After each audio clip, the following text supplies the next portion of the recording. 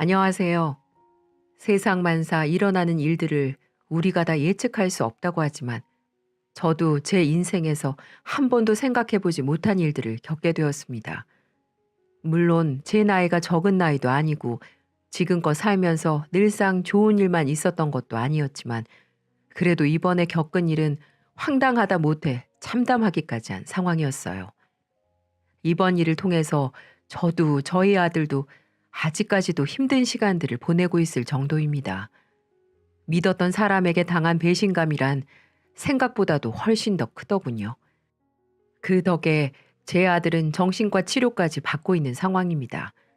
저 역시도 아직 마음의 상처가 다 아물지 않아 제 주변의 사람들을 완전히 신뢰하는 마음으로 바라보지 못하고 있죠. 그만큼 저와 저희 아들에게는 참으로 폭풍 같은 시간들이었답니다. 저와 제 아들에게 큰 상처를 준 사람은 다름 아닌 며느리인데요. 지금은 물론 저의 며느리라고 할 수 없겠지만 얼마 전까지만 해도 제가 우리 아들만큼이나 내 자식으로 여겼던 사랑에 맞지 않는 저의 며느리였습니다. 우리 아들과 며느리가 결혼한 때는 지금으로부터 2년하고도 몇 개월도 더 전이에요. 당시를 생각해보면 힘든 여정이 눈에 뻔히 보이는 이 결혼을 왜 더 필사적으로 말리지 못했을까라는 후회가 밀려오는데요. 사실 우리 아들과 며느리의 시작은 순탄치 않았습니다. 왜냐하면 우리 아들은 30대 초반의 나이에 초혼이었지만 며느리는 재혼이었거든요. 그것도 저의 아들보다도 2살이나 많은 연상이었고 그것만 해도 결혼을 허락하는 거에 대해 한 번, 2번 생각해 볼까 말까인데 심지어 이전에 결혼 경험이 2번이나 있었고 2명의 전 남편 사이에서 태어난 아이는 3이나 있었죠.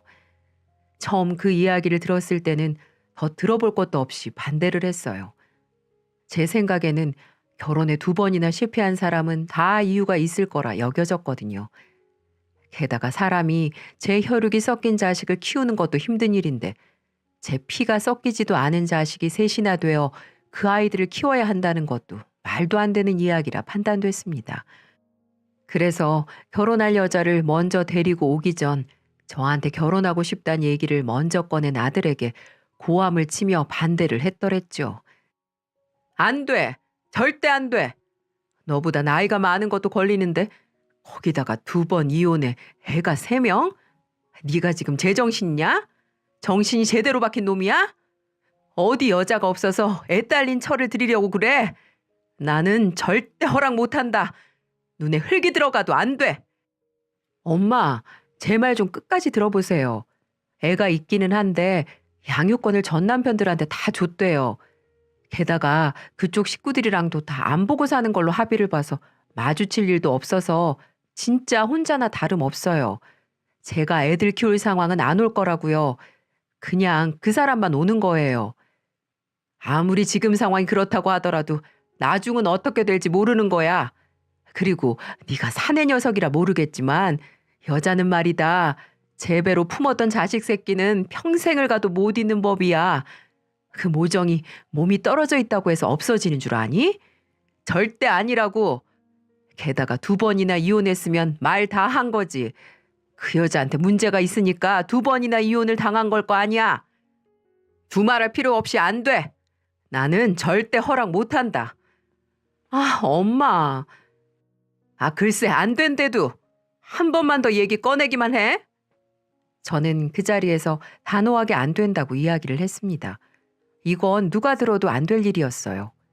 물론 같은 여자로 봤을 때는 참 안타까운 상황이었지만 제가 자식을 키우는 엄마라 그런지 같은 여자의 입장보다는 엄마로서의 입장이 더 클 수밖에 없더군요. 그래서 조금의 여지도 없이 반대를 했더랬죠. 하지만 우리 아들은 그 여자를 어지간히도 좋아했는지 매일매일 이야기를 꺼내며 결혼 허락을 요구했습니다. 그 기간이 장장 3개월이었어요. 저도 징하게 고집이 세지만 제 아들이라 그런지 이놈도 고집이 말도 못하게 센 놈이라 포기를 모르고 하루하루 질리도록 졸라대더군요. 그래서 결국에는 이렇게까지 말하는 이유가 뭘까 싶어 집에 데리고 와 얼굴까지만 보겠다고 했어요. 하지만 그 뒤로도 내 마음이 바뀌지 않는다면 이후는 어떤 말을 해도 들어주지 않을 거라며 신신당부를 해놓고 딱 한 번 얼굴을 보기로 했답니다. 근데도 아들놈은 아마도 직접 보면 제 생각이 달라질 거라면서 신이 나서 그 여자를 데리고 오더라고요. 저는 그때까지만 해도 그 여자를 집으로도 들이고 싶지 않아 밖에서 만나자고 했습니다. 하지만 애초에 저는 그 만남부터 가지면 안 되는 거였어요. 제 생각에는 거기에서부터가 모든 문제의 시발점이었던 것 같아요. 하지만 그때까지만 해도 앞날을 예측하지 못해 만남을 진행했고 아들놈이 신나서 잡아놓은 약속 장소에 도착을 하니 이미 그 여자와 아들놈은 저를 기다리고 있었습니다. 저는 처음부터 경계 어린 눈빛으로 그 여자를 봤어요. 도저히 아무리 생각을 해도 곱게 봐줄 수가 없었거든요. 근데 그런 저의 눈빛을 읽었을 게 분명한데도 이 여자는 얼굴에 미소를 거두지 않은 채 저에게 인사를 해오던 거 있죠. 어머니, 안녕하세요. 처음 뵙겠습니다. 이수환입니다. 어려운 자리 나와주셔서 정말 감사해요. 됐어요. 아직 어머니 소리 듣기는 이른 것 같네요. 뭐, 앞으로도 들을 생각은 없지만 내가 오늘 이 자리에 나온 건 우리 아들놈이 더는 징징거리는 꼴 안 보고 싶어서 나온 거니까 아무 기대하지 말아요. 나한테 잘 보이기 위해서 뭐 하려고도 하지 말고 그냥 밥만 먹고 갑시다. 엄마, 이 사람 무한하게 왜 그러세요? 이왕 자리에 나와주신 거 좋은 마음으로 봐주세요. 아, 됐어. 너 내가 분명히 얘기했다. 오늘 얼굴 보고도 내 마음이 변함없으면 2번 다시 얘기 안 꺼내기로 했어. 저는 그 여자가 눈앞에 있든 없든 개의치 않고 제 할 말을 차갑게 해버렸습니다. 그래야지만 시도도 못 해보고 무서워 벌벌 떨며 나가 떨어질 거라 생각했거든요. 근데 이 여자는 그런 저의 모습을 보고도 전혀 개의치 않아 하는 것 같았어요. 네, 어머님, 제가 눈에 안 차시죠. 다 알아요. 저 같아도 그럴 건데요, 뭐. 저도 어머님 말씀대로 잘 보이려고 애쓰기보다 그냥 있는 그대로 제 모습 보여드릴게요. 그러니까 어머님도 기분 푸시고 그냥 간만에 기분 전환하러 외식 온 것처럼 식사하시다가 들어가세요. 뭐, 그건 내가 알아서 할게요. 저는 저를 달래는 여자에게 쌀쌀맞게 이야기를 하며 눈앞에 있는 밥을 먹기 시작했습니다. 그 여자에게 말도 섞지 않고 말이에요. 근데 이쪽도 아무 말 하지 않고 식사를 하더라고요. 저는 의아했죠. 분명히 나한테 하고 싶은 것들이 많이 있을 텐데 아무것도 안 하고 밥만 먹는 게 좀 걸리더라고요. 정말 우리 아들이랑 결혼할 생각은 있는 건가? 우리 아들만 안달이 나서 난리치는 건 아닌가 싶어서 기분이 나쁘기까지 하더군요. 그래서 밥 먹기 시작하고 30분이 지난 시점에서 제가 처음으로 먼저 말을 걸게 되었습니다. 이혼했다고 들었는데 그것도 2번이나. 애도 3이나 낳고 왜 이혼했는지 물어도 될까요? 그래도 명색이 우리 아들놈이랑 결혼하고 싶다고 찾아온 사람인데 그 정도는 물어볼 수 있죠? 네, 그럼요, 어머님. 그 부분은 이미 상원 씨한테도 이야기를 했어요. 앞으로 부부가 될 거라면 작은 것도 숨기면 안 되는 거잖아요. 그러니까 어머니께도 전부 다 말씀드릴게요. 제가 첫 번째 결혼했던 사람은 대학교 졸업하자마자 일찍 결혼을 하게 됐어요. 실은 제가 고아예요, 어머니. 어릴 때 부모님이 돌아가시고 저희 이모랑 이모부 손에 크기는 했지만 저를 친자식만큼 챙겨주진 않으셨죠. 그래서 거의 보호자가 없는 거나 다름없이 큰데다 대학교에 들어가자마자 그 집에서 쫓겨나서 외롭게 살았는데 그럴 때 마냥 제가 좋다고 쫓아다니는 사람을 뿌리치는 게 쉽지 않더라고요. 평생을 누구한테 관심이라고 받아본 적이 없었는데 제가 좋다며 1년을 넘게 따라다니는 사람을 밀어내기는 쉽지가 않았어요. 그래서 한두 번 만나다가 결혼까지 하게 됐는데 이 사람이 결혼하자마자 저를 때리기 시작하더라고요. 그래도 참아보고 애가 있으면 달라질까 싶어서 2명이나 낳았는데 그때까지도 나아지지 않았어요. 그래서 이혼을 했고 2번째 결혼에서는 그 남자가 바람을 피던 거 있죠. 그래도 저는 살아보려고 했는데 그쪽에서 이혼을 요구하더라고요. 바람핀 그 여자랑 같이 살기로 했다면서.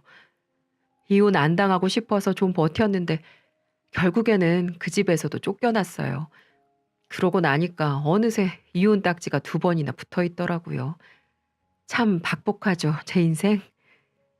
2번의 이혼 과정을 덤덤하게 말하는 여자의 이야기를 들으면서 저는 생각지도 못한 감정이 올라와 당황스러웠습니다.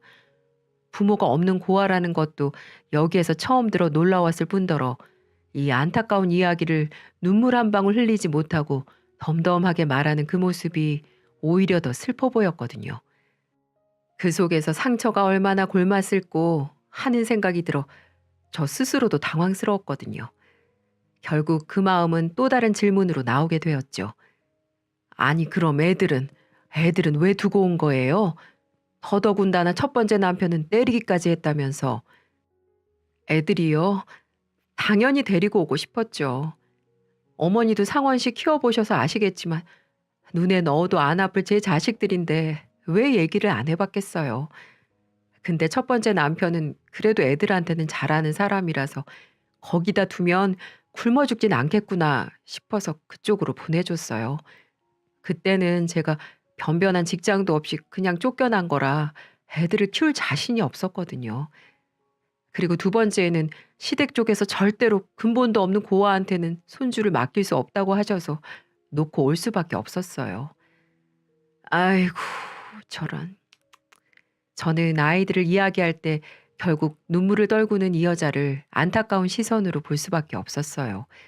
그때 조금은 누그러진 제 눈빛을 읽었는지 그 여자가 다시 말을 건네오더라고요.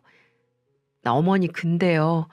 저 이렇게 오점 많고 볼 거라고는 아무것도 없는 사람이지만 그래도 상원 씨 정말 좋아해요. 상원 씨만큼은 제가 놓치고 싶지 않아서 제가 먼저 다가갔어요. 고맙게도 상원 씨도 제 마음과 같아서 지금 제가 얼마나 행복한지 몰라요. 그러니까요, 어머니. 저 눈에 차지 않으시더라도 한 번만 다시 생각해 주세요.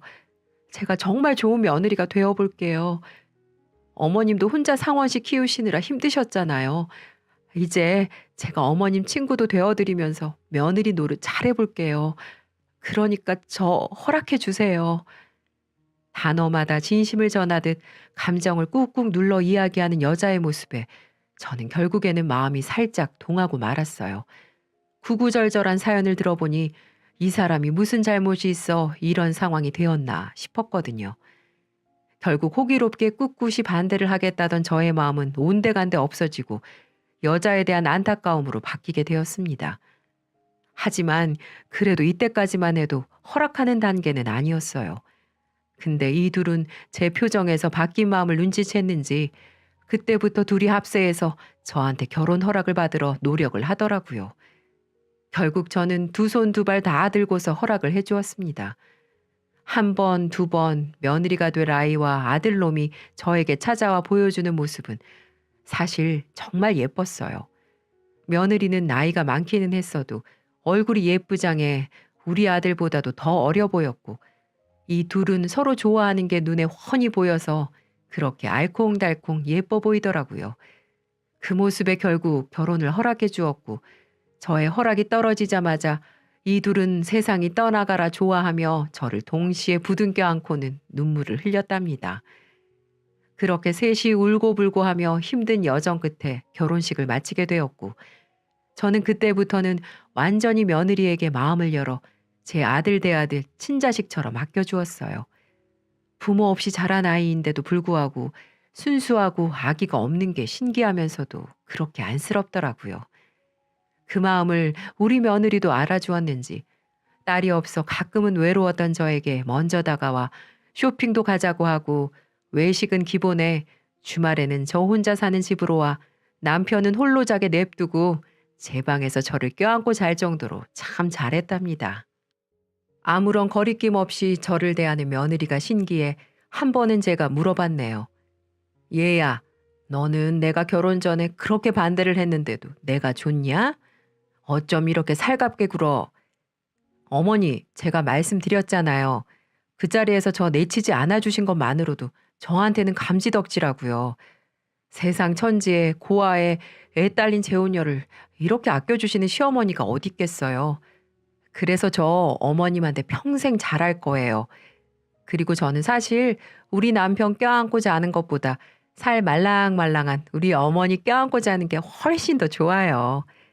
아이고, 그래, 그래. 내가 졌어.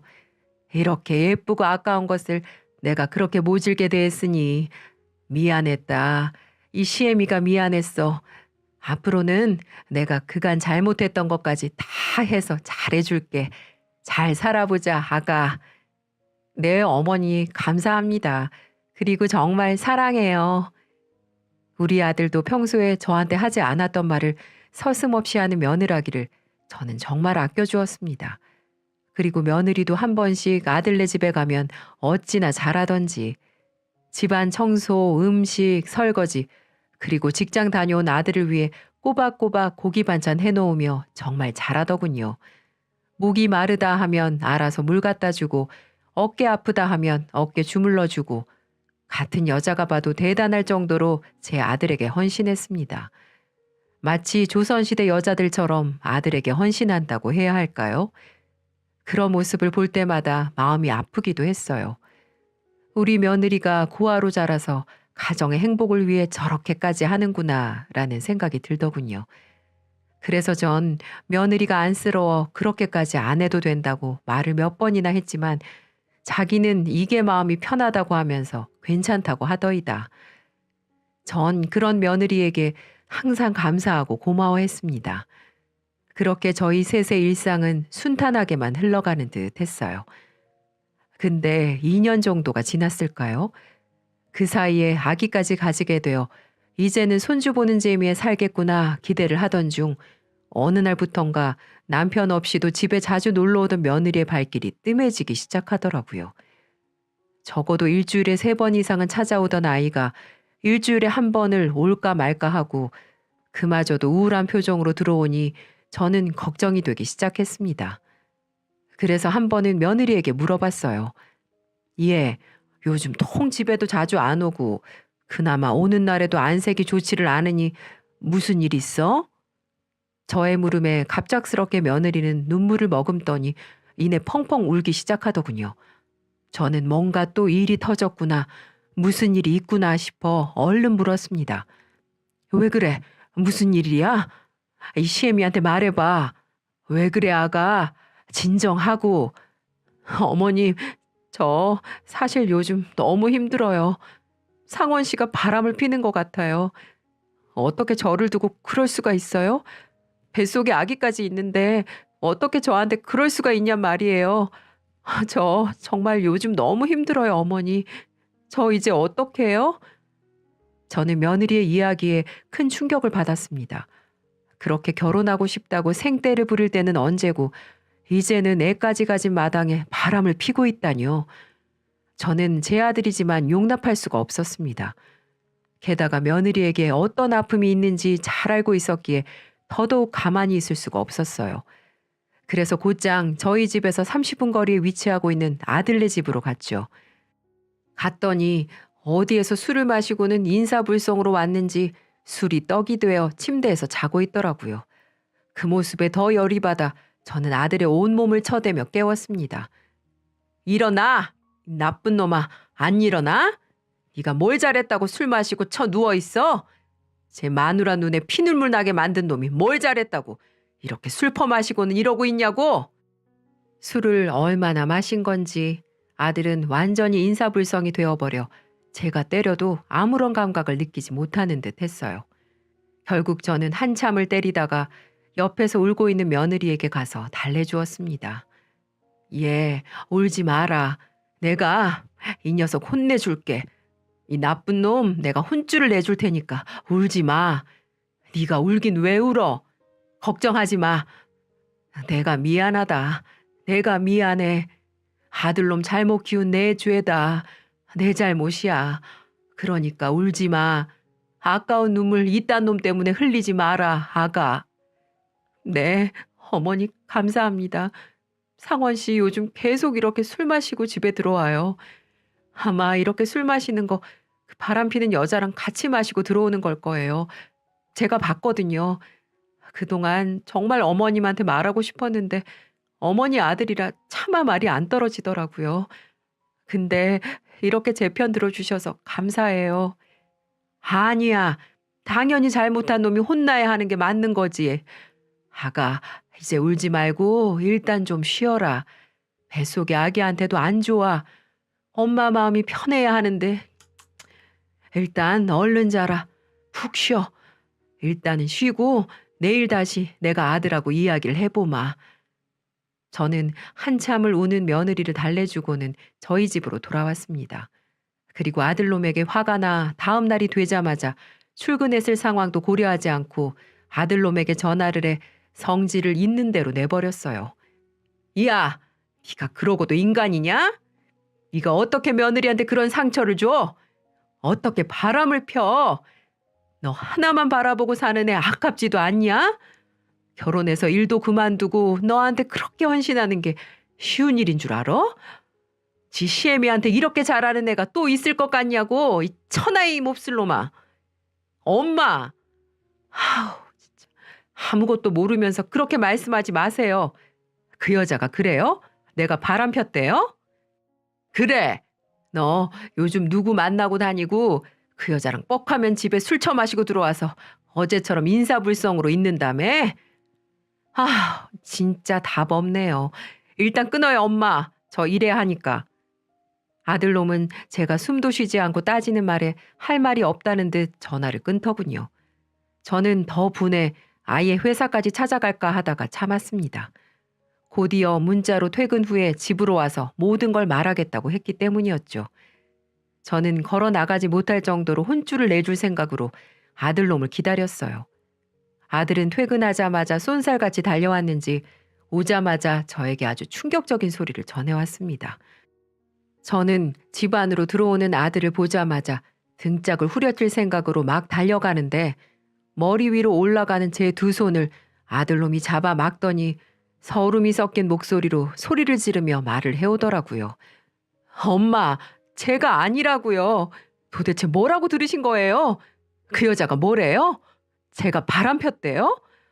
어머니마저 그 여자 말 듣는 거예요, 지금? 제가 아니에요. 바람 핀 건 그 여자라고요. 뭐라고? 무슨 소리야? 알아듣게 얘기해. 저도 얼마 전에 알았어요. 최근에 알았다고요. 엄마한테 말은 못했지만 결혼하고 얼마 안 돼서 저한테 계속해서 돈 얘기를 해왔어요. 돈이 어디 필요하냐고 물어보니까 본인 키워주신 이모님이 사정이 어려워져서 돈을 빌려달라고 하신다면서 그간 키워주신 은혜가 있어 무시를 못하겠다고 저한테 좀 해결해주면 안 되겠냐고 하더라고요. 그래서 몇 달을 제가 계속 용돈 보내드리듯이 보내고 있었는데 그 시점부터 와이프가 좀 행동이 이상해지는 거예요. 휴대폰도 갑자기 감추고 밤에 잘 때는 손도 못 대게 하고 아예 다른 방에서 저를 재우고 그러다 집에 안 들어오는 날도 있어서 좀 캐물었더니 되려 본인을 의심하는 거냐면서 제발저리며 성질을 내는 거예요. 거기에서 좀 수상해져가지고 사람 시켜서 뒤를 좀 캐봤더니 어떤 어린애랑 남자를 만나고 있더라고요. 바로 그 남자는 두 번째 남편과 그 자식이었다고요. 말이 돼요? 그거 알고 나서 저 얼마나 힘들었는 줄 알아요? 그녀는 저를 속이고 제 돈으로 매달 양육비를 보내고 있었고 그 남자를 계속해서 만나고 있었다고요. 근데 어떡해요? 이미 뱃속에 아이가 있는데 내 새끼가 그 여자 뱃속에서 자라고 있는데 그래서 어디 가서 말도 못하고 속상한 마음에 회사 후배 만나서 술 좀 몇 번 마셨어요. 그러다 보니까 저도 집에 늦게 들어가게 되고 술 취해서 들어가게 됐는데 이 여자도 제 뒤를 캤는지 그 후배랑 술 마시고 있는데 와서 난동을 피우더라고요. 그 자리에서 애 딸린 유부남이 젊은 여자랑 바람 핀다고 지 인생 망쳤다고 소리를 지르는데 기가 찼어요. 게다가 그 후배랑 제가 다니는 회사까지 찾아와서 이 사람 저 사람 붙잡고 소문내고 그것 때문에 회사 안에서 제가 얼마나 난감한 상황인 줄 아세요? 근데 엄마한테까지 제가 바람 폈다고 이야기를 했다고요? 친한 여자 후배와 몇 번 술자리 한 거 가지고 꼬투리 잡아서 나한테 뭐라도 뜯어내려고 저렇게 발악하는 거라고요. 그 여자는 완전 여우 같은 년이라고요. 저 더는 같이 못 살겠어요. 이제는 한계라고요. 저는 아들이 직접 그 자리에서 세세 모습이 찍힌 사진과 며느리가 그 남자와 단둘이서 숙박업소에서 나온 사진들을 보면서 아들의 말을 믿을 수가 있었습니다. 그런 줄도 모르고 며느리 말만 믿고 아들에게 훈계할 생각만 했다니 어미로서 아들에게 너무 미안했습니다. 그리고 그년에게는 머리 끝까지 솟는 화를 감출 수가 없었습니다. 이 엄청난 사실들을 다 숨기고 저한테까지 와서 우리 아들을 못된 놈으로 만든 이 며느리를 용서할 수 없었죠. 그래서 다음 날 이번에는 며느리가 있을 아들놈 집으로 비장한 각오를 하고 달려갔습니다. 야, 이 못된 거, 이 무서운 년, 하늘 무서운지 모르는 년, 네가 감히 나를 속여? 우리를 우습게 여겨 네가? 어머니 무슨 소리세요? 바람핀 거 저 사람인데 왜 저한테 그러시는 건데요? 당신이 말해봐. 당신 바람핀 것도 맞잖아. 그년하고 술자리 가지면서 노란한 거 맞잖아. 아니라고 했잖아. 절대 아니라고. 증거사진 하나 못 잡아냈으면서 무슨 바람을 폈다고 난리를 치는 거야? 같이 있으면 바람이지. 다른 게 바람이야? 너는 그 새끼랑 손잡고 껴안고 별짓 다 했잖아. 나한테 증거가 떡하니 있는데 어떻게 이렇게 적반하장으로 나와? 저는 이 둘의 대화를 듣다가 도저히 저 뻔뻔한 면상을 두고 볼 수가 없어 그대로 가서 머리채를 잡고 면상을 박아버렸습니다. 이 년이 아직도 발뺌을 해? 자, 봐봐. 네가 네 그 두 번째 남편하고 숙박업소에서 나온 사진들도 이렇게 있는데 우리 아들을 모함해? 너 오늘 한번 죽어봐라. 저는 이렇게 말하고 한동안 그 못된 며느리를 혼내주었습니다. 어미로서 아들이 피토하는 심정으로 하루하루를 살았다는 게 도저히 참을 수가 없었습니다. 그리고 그걸 보니 저는 이 뱃속의 아이도 정말 제 아들의 아이가 맞는지 내 손주가 맞는지 의심스러워지더군요. 그래서 저는 저한테 맞고는 억울하다고 바닥에 주저앉아 울고 있는 며느리를 보며 말했습니다. 너 이혼할 때까지도 못 참겠다. 당장 별거 들어가. 네 지금 뱃속에 있는 애가 우리 집 자식인지도 못 믿겠으니까 네 결백 주장하고 싶으면 그 애 우리 집 핏줄인 거 확인시켜 줄 거 가지고 와. 어머니, 이 애가 왜 상원 씨 애가 아니에요? 저희 애 맞아요. 믿어주세요. 아, 글쎄, 그렇게 결백하면 유전자 검사에서 결과지 내 앞으로 가지고 오면 되잖아. 그리고 오늘부터 당장 이 집에서 나가. 모텔을 가든 네 전 남편 집으로 가든 그건 네가 알아서 해. 저는 그렇게 그 둘을 떼어냈습니다. 며느리도 집에서 쫓아내버렸어요. 한참을 못 가겠다고 버텼지만 결국에는 제가 진가방에 옷이고 뭐고 다 싸서 내보내니 더 매달리지 못하고 그대로 나가더라고요. 꼴도 보기 싫었습니다. 그렇게 두 아이를 별거를 시키고 저는 출산 때가 되어 연락을 해서 유전자 검사를 받게 했어요. 역시나 며느리는 못 받겠다며 저의 손주가 맞다고 우겨댔지만 이번에도 제가 불같이 성화를 내니 결국 유전자 검사를 했고 결과는 제 예상대로 우리 집 핏줄이 아니었습니다. 알고 보니 그 전 남편의 아이였죠. 게다가 한 가지 더 놀라운 사실은 저희는 유전자 검사를 한 이후 우연히 며느리가 만나고 있는 둘째 남편의 이름을 알게 됐는데 그 이름이 바로 우리 아들놈이 며느리 이모부로 알고 있었던 이름이었습니다. 자신을 키워준 이모 부부는 20살 이후에는 더는 보고 싶지 않다고 며느리를 내쫓아 결혼식장에도 초대를 하지 않았었다고 했는데 그 이름은 이모부가 아닌 둘째 남편이었던 거죠. 그 이모부라는 사람은 애초에 없는 사람들이었고 둘째 남편에게 생활비와 양육비를 보내기 위해 며느리 그년이 만들어 놓은 새빨간 거짓이었어요. 한마디로 아들에게 사기를 친 거죠. 그걸 이용해 사기를 치고 전 남편에게 지가 보내야 할 양육비를 제 아들에게 대신 넣게 한 거였어요. 모든 사실이 발각이 돼 그년에게 고소를 하겠다고 하니 제 다리를 붙잡고 오열하며 한 번만 용서를 해달라고 했습니다. 다시는 그 남자를 만나지 않겠다면서 자기도 피해자라고 하면서 말이죠. 아들하고 결혼하기 전 둘째 남편과의 사이는 좋았다고 했어요. 하지만 언제부턴가 그 남자가 바람피는 줄 알았고 몇 번을 용서해주다 나아질 기미가 보이지 않아 결국 이혼을 했다고 했습니다. 하지만 그 두 번째 남편은 직업도 능력도 무능력한 남자였기에 이혼할 때 위자료 한 푼 제대로 받지 못했다고 했어요. 그래서 아이를 데리고 오지 못했었는데 그 일이 있고 한참 후에 아들과 며느리가 결혼 생활을 할 때쯤 그 남자에게 다시 연락이 왔다고 했습니다. 며느리의 아들이 엄마를 너무 보고 싶어 한다면서 말이죠. 한참 고민을 하다 나갔는데 오랜만에 만난 아들의 모습을 보고 너무 마음이 아파 앞으로는 꾸준히 만나야겠다는 생각을 했다고 했어요. 그렇게 하다 자연스레 전 남편하고 만남도 잦아지면서 선을 넘고 말았다고 했습니다. 본인도 갈등이 많았고 죄책감에 하루하루 살았다면서 그렇게 오열을 하는데 단순한 건지 무식한 건지 결국은 지 의지대로 바람을 폈으면서 갑자기 피해자 코스프레하는 며느리를 보고 너무 황당해 어이가 없었습니다. 그래서 한마디 하고 냅다 쫓아버렸죠. 네가 자식 새끼 소중하듯이 나도 내 자식 새끼 소중하다. 넌 너의 한순간의 잘못된 선택으로 네 인생 각오해야 될 거야. 우리가 얼마나 널 딸처럼 생각하고 이혼을 2번이나 했어도 가슴으로 널 받아들였는데 이렇게 천인공노할 짓을 해?